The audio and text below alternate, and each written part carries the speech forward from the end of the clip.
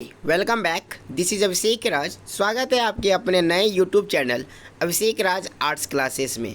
और आज हम लोग देखेंगे 2011 में पूछे गए 12th हिस्ट्री के सभी ऑब्जेक्टिव क्वेश्चन। तो बढ़ते हम लोग अपने क्वेश्चन की ओर। पहला क्वेश्चन आपके स्क्रीन पर, त्रिपिटक साहित्य संबंध है जैन धर्म से, बौद्ध धर्म से, शैव धर्म से, वैष्णव धर्म से। तो जैसा कि हम जानते हैं कि त्रिपिटक साहित्य जो है बौद्ध धर्म से संबंधित है। अगला क्वेश्चन, कनिष्क का राज्यारोहण हुआ। कनिष्क का राज्यारोहण हुआ 48 ईस्वी में, 78 ईस्वी में, 88 ईस्वी में, 98 ईस्वी में। तो कनिष्क का जो राज्यारोहण हुआ था 78 ईस्वी में हुआ था। नेक्स्ट क्वेश्चन है, महाभारत का युद्ध कितने दिनों तक चला। ये तो आप लोगों को पहले से ही आता होगा।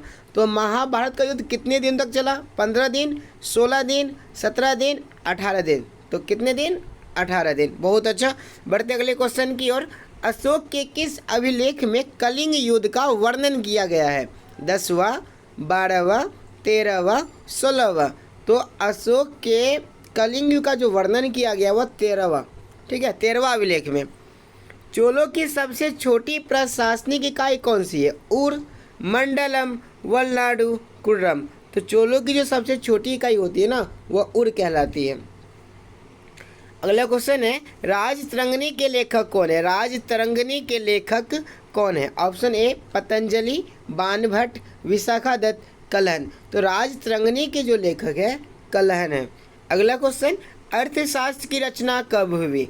6वीं शताब्दी ईसा पूर्व में, 5वीं शताब्दी ईसा पूर्व में, 4वीं शताब्दी ईसा पूर्व में, 3री शताब्दी ईसा पूर्व में। तो जैसा कि हम जानते हैं अर्थशास्त्र की रचना 4वीं शताब्दी ईसा पूर्व में शुरू हो गई थी। अगला क्वेश्चन, पतंजलि के महाभाष्य से हमें क्या जानकारी प्राप्त होती है? पतंजलि के महाभाष्य से हमें क्या जानकारी प्राप्त होती है? गुप्त काल की, मौर्य काल की, प्राक मौर्य काल की, इनमें से कोई नहीं। तो ध्यान रखिएगा, पतंजलि के महाभाष्य से हमें गुप्त काल की जानकारी प्राप्त होती है। प्राणों की संख्या ठीक कितनी है? तो प्राणों की संख्या कितनी है? 16, 18, 19, 20। तो प्राणों की संख्या 18 है।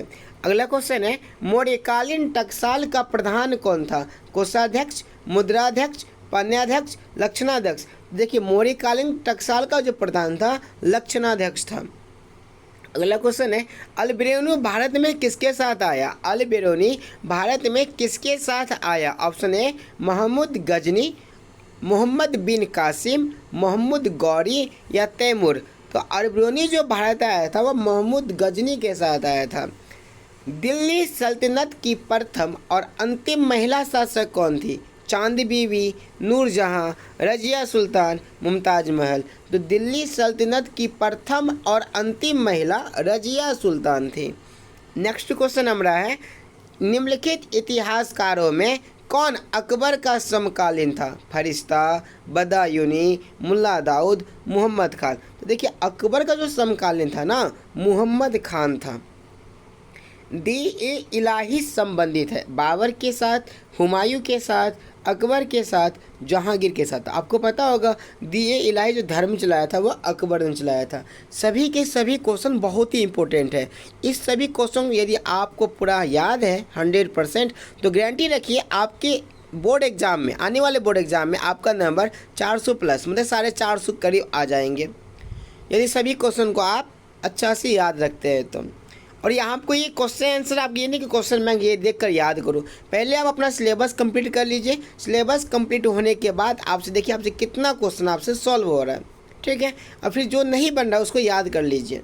कुतुब मीनार का निर्माण किसने शुरू किया? कुतुबुद्दीन ऐबक, इल्तुतमिश, रजिया, जलालुद्दीन खिलजी। तो देखिए कुतुब मीनार का जो निर्माण किया था ना कुतुबुद्दीन ऐबक किया था, कुतुबुद्दीन ऐबक। और जैसा कि आप जानते हैं कि ये आपका नया चैनल है तो अभिषेक राज आर्ट्स क्लासेस में, इसमें आपको क्लास 10th और 12th के जितने भी आर्ट्स के सब्जेक्ट हैं सभी का चैप्टर वाइज वीडियो, सब्जेक्टिव हो या ऑब्जेक्टिव, साथ ही क्वेश्चन बैंक आपको सब दिन लगभग प्रत्येक दिन आपको वीडियो डाला जाएगा। इसलिए चैनल को सब्सक्राइब कर लीजिए। बगल में घंटी होगा उससे भी टंटना दीजिएगा ताकि जब भी मैं वीडियो डालूंगा तो आपके पास नोटिफिकेशन पहुँच जाएगा। तो दोस्तों बढ़ते अगले चैनल की अगले क्वेश्चन की ओर, ठीक है।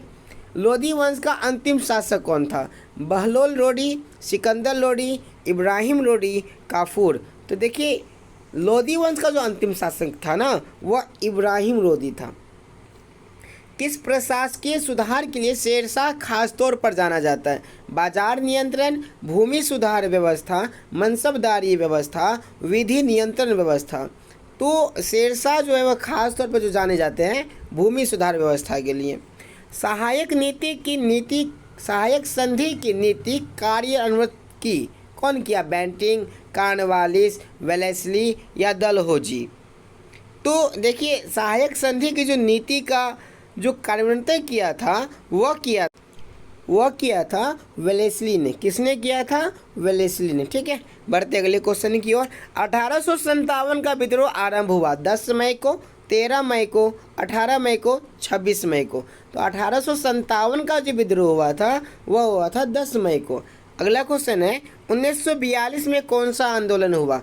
खिलाफत, असहयोग, सविनय अवज्ञा आंदोलन, भारत छोड़ो। तो याद कीजिए 8 अगस्त 1942 ईस्वी को भारत छोड़ो आंदोलन हुआ था। ठीक है, अगला क्वेश्चन है व्यापगत का सिद्धांत का संबंध किससे है? व्यापगत का जो सिद्धांत था उसका संबंध लॉर्ड कर्जन से था, डलहौजी से, लिटन से, मिटो से। तो व्यापगत का सिद्धांत का संबंध था डलहौजी से। अगला क्वेश्चन है स्थायी बंदोबस्त जुड़ा था Warren Hastings, Wellesley, Cornwallis, Ripon. तो स्थायी बंदोबस्त जो संबंध था कॉर्नवालिस से था। संथाल विद्रोह का नेतृत्व किया कौन? जतरा भगत, दुबिया गोसाई, भगीरथ, सिद्धू एवं कानू। तो आपको याद है संथाल विद्रोह का जो नेतृत्व सिद्धू एवं कानू किए थे। गांधी जी ने असहयोग आंदोलन किस वर्ष आरंभ किया? 1920, 1922, 1930, 1942। तो देखिए क्वेश्चन लगभग से आता ही रहता है। 1920 में गांधी जी ने असहयोग आंदोलन शुरुआत किया था और 1922 में क्या हो गया? ख़त्म हो गया।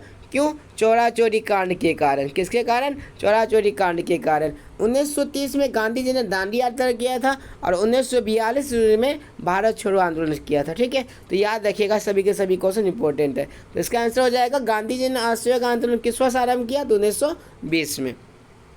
जवाहरलाल नेहरू भारत के प्रथम प्रधानमंत्री कब बने? तो जैसा कि हम जानते हैं कि भारत के प्रथम प्रधानमंत्री कौन थे? जवाहरलाल नेहरू। तो देश आज़ाद हुआ 1947 में, यही होगा। ठीक है, बढ़ते हम लोग। और इस प्रकार 2011 में मात्र 25 क्वेश्चन पूछा गया था। तो यहाँ तक हमारा क्वेश्चन रहा। बढ़ते हम लोग मिलेंगे अगले वीडियो में। तब तक के लिए जय हिंद, जय भारत।